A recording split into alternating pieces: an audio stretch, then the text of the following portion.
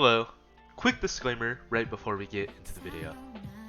First, some parts of this explanation are intended for either rookie teams or those who have little knowledge of the portfolio and design.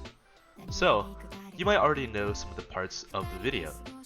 If you do, I highly advise that you use the chapters down below to find whichever section may benefit you the most. Secondly, also please make sure to like, comment, and subscribe, and most importantly, I hope you or your team finds this video helpful. Thank you.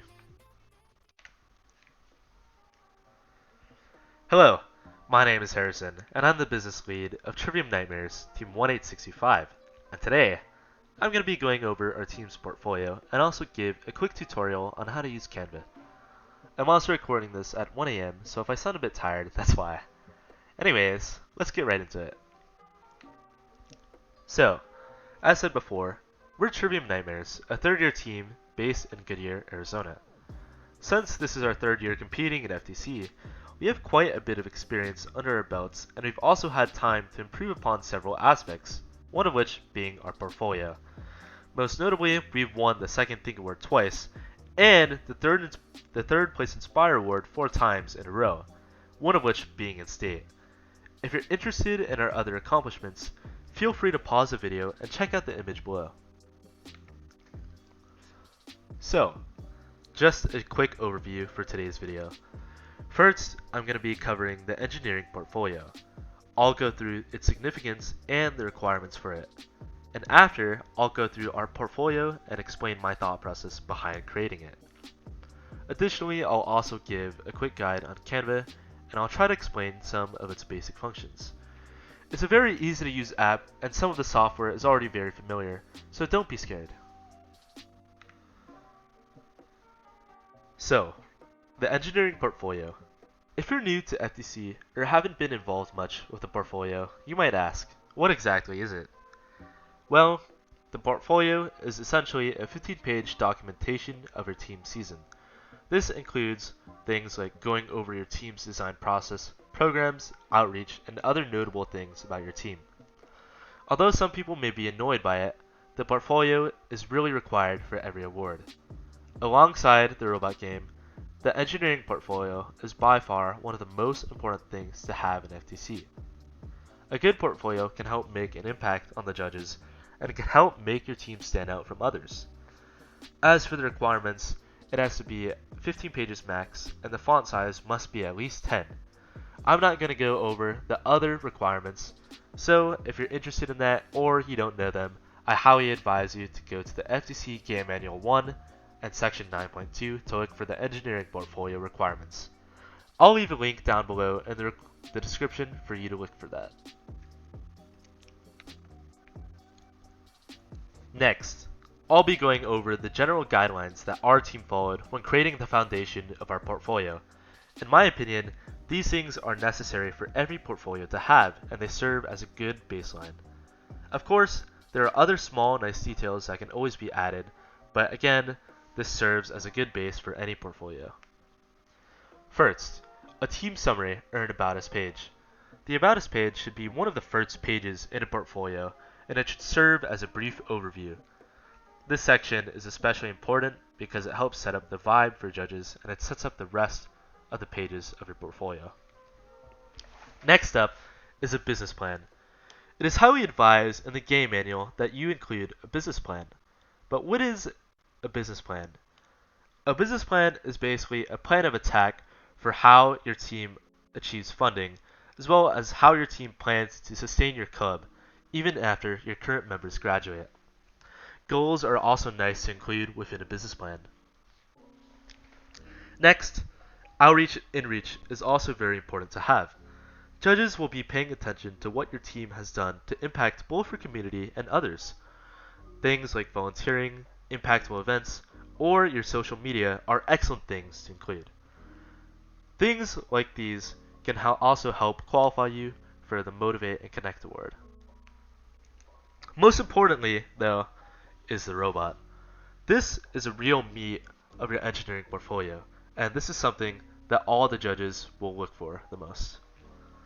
While you should still include all the other things just mentioned above, The robot is a main focus of your engineering portfolio, hence the engineering part of it. You should not only capture your team's engineering design process while designing your robot, but you should also explain your robot's functions. How do your mechanisms work? What addition do they add to your robot? Questions like those. Last but not least, programming. How does your robot function or move? What types of software or program does your team use and what benefits does it provide? Judges will also be looking for those. While I just explained the basic foundation of a portfolio, you might ask, how can I make my portfolio stand out? And if I'm just following this simple foundation, how can I make our portfolio unique? Well, there are several ways and nice touches that you can do on your portfolio to accomplish this. But I'd say there are two very simple yet effective ways that you can do to elevate your portfolio to the max. First is your design. Design and aesthetic can really play an important role in your portfolio. Everything should be directed to making your portfolio easy for judges to read. For instance, having a chart or table or just making some sort of design that is easy to follow can instantly boost your portfolio's clarity and overall quality. It can also make your portfolio stand out and it can make your portfolio very unique. Second is the actual content itself. A foundation is nothing without the actual substance or thing that makes it up. For example, if you have a well thought out blueprint for a luxurious mansion, but you don't actually have the resources to build it, there's no point in having your blueprint in the first place. Likewise, with the portfolio, a nice, clear layout is pointless if you don't have any content to put into it. Well-detailed content can help make a big difference in your portfolio. One helpful tool is photos. Pictures of your robot or your robot's CAD, as well as your team's outreach events or just whatever you're trying to emphasize, make it really easy for judges to visualize what you're trying to convey. Again, the most important thing in a portfolio is its readability, especially for the judges. Secondly, photos can also help to validate an event and prove that you did participate and play a role in whatever event you were doing. It's a lot easier to trust photos and visual evidence rather than just a huge chunk of text. Additionally, another helpful tip is to focus on your team's problem-solving process and thought process while designing your robot and its mechanisms. These things not only add a further layer to your robot's design process, but they also show that your team is quick thinking, innovative, and adaptive. In general, it's a good thing to have a lot of content, and you should be using all 15 pages of your portfolio. The more content means the more information about your team that you can convey to your judges. These are just two very helpful tricks that we implemented in our portfolio. And while these aren't all of the things that you can do to elevate your portfolio, these are just really very easy things that you can implement now. Alright, so now that I've explained what a portfolio is, I'm going to be going over our portfolio, I guess kind of just as an example if you want to use it as a reference. Completely don't mind. And also, I do acknowledge that it's not entirely perfect. There's definitely a lot of things that can be improved on that we're hoping to make next year. So yeah. Alright, so over here is our cover. Not really much I want to say here. Just try to include your team number, your team name. I like to add in a logo. I think that just helps make your portfolio stand out, and it just adds a sense of recognizability. Don't know if that's a word, but I'm just going to say it. Makes your thing more recognizable. There it is. So here, just introduction page. I added in a table of contents, just really extra, but it just helps judges navigate through our portfolio, and also just lets the judges know where each section is. Here we have our About Us section. Literally just our team history and kind of just about our team, just so judges can get a feel about our team and kind of understand who we are. I also added in a What Makes Us Unique section. So again, not necessary, but it's just a little bonus. You'll note that as I'm scrolling kind of through each page, there's kind of just extra little bonus stuff that isn't necessary, but again, you just want to do what might help. Here is our team introduction page. This page actually isn't necessary, but again, I think it's good to have.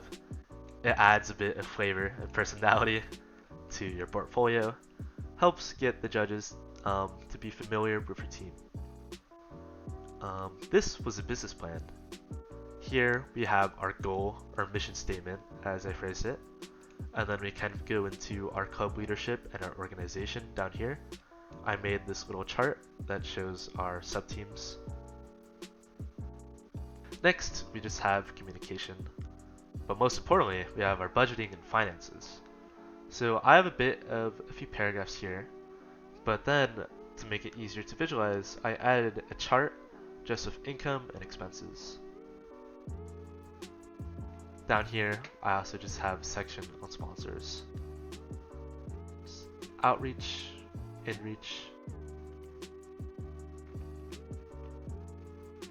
then off to our robot.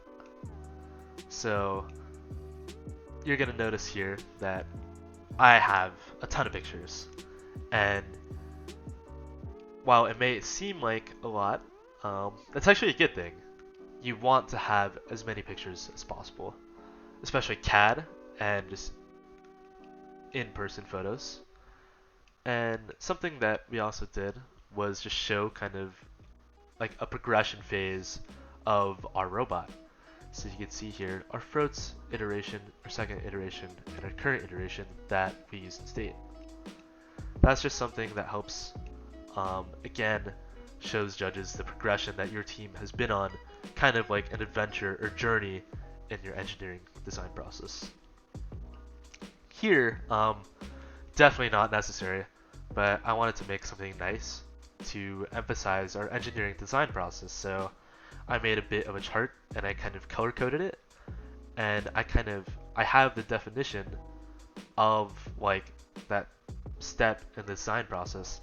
And then I added a section how we applied it, and down below I just had a paragraph saying how we applied it, and I kind of repeated this until we got to the final step. Now, onto each mechanism. Each mechanism I just went in depth onto, with the exception of the beacon. I kind of explained what it was first, and then we explained the issues and solutions afterwards. And you're gonna note, once again, that in every single page, there's a bunch of photos. If you have a mechanism that's made up of several different parts, I also highly advise that you show the CAD or just photo of all the parts. Similar with the claw too. Our claw is made up of 5 different parts, but I included each part separately, and then I included the part as a whole.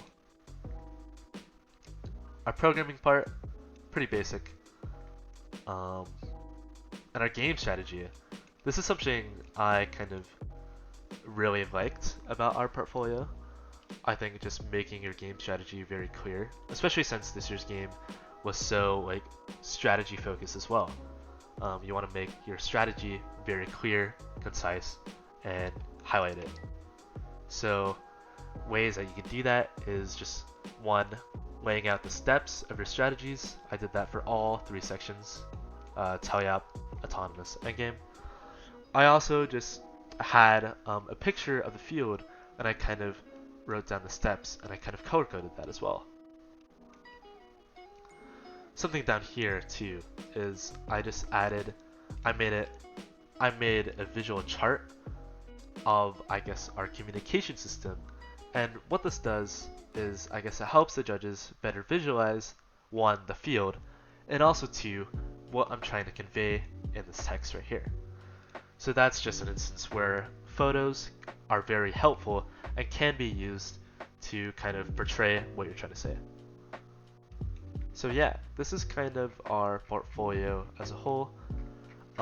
If we're talking about the design side of things, what I did was I kind of tried to keep a very minimal theme. Honestly, it does not really matter how you keep things, as long as you just keep it consistent. I think consistency is a good thing to have in design generally. Also, just general things, I have a header, page number in every page, and I use these little bubbles for subtitles. You'll see that in every page. I also tried to keep a very consistent color scheme, and I guess I'm not going to explain it too much in depth, but I just kept a very simple monochromatic color scheme. For here though, for my outreach and inreach section, I wanted to make these pop out more, so I used a more vibrant color like crimson red. And I think that's pretty much it. So yeah, I guess I'll go into the Canva part now. So goodbye.